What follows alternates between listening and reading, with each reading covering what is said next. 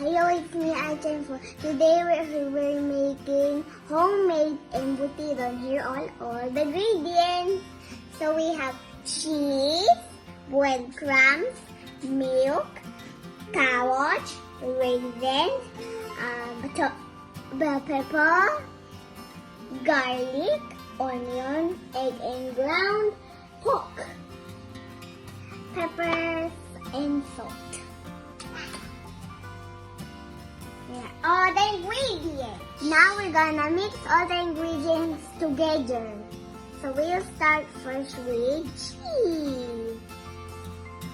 I don't know how to make cheese. We'll put cheese. A lot or full?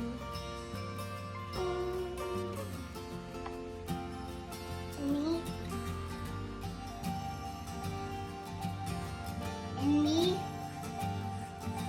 Next one is breadcrumbs. Oh, my turn. Now we need it's all garlic. Look me, guys. We're gonna put the raisins in the bowl.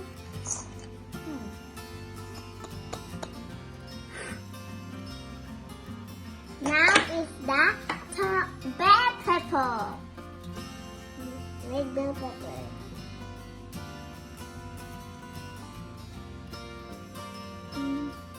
Carrots.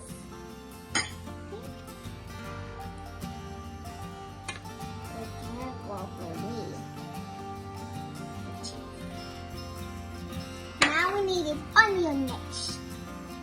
Onion. We have now 4 ingredients left, so it looks more colorful. So now we're going to put now eggs. The egg. And then the liquid. Now,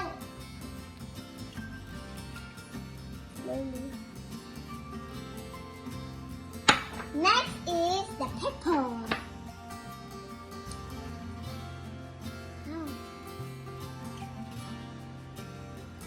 Next is the salt, last but not least.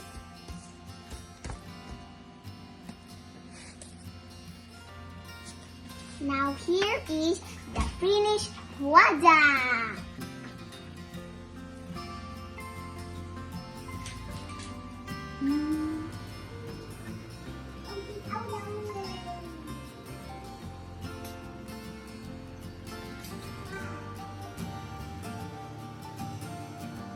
Fantasy. Now, putting the put the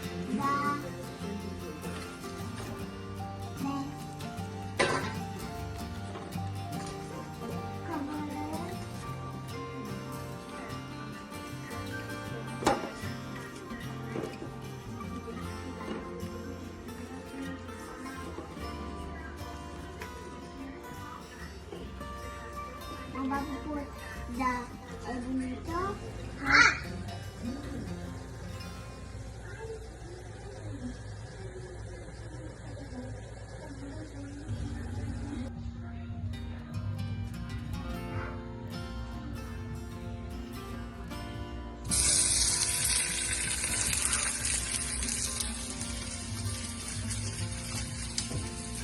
Is that the longanisa?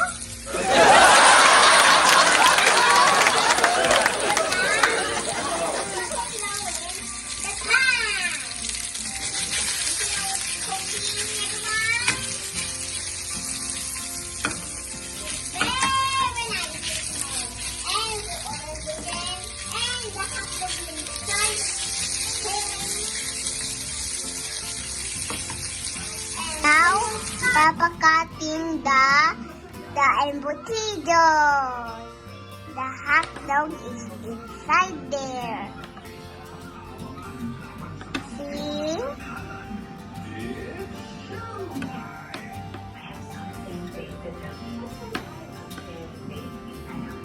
We cut all the first ones, and then you will see the hot dog.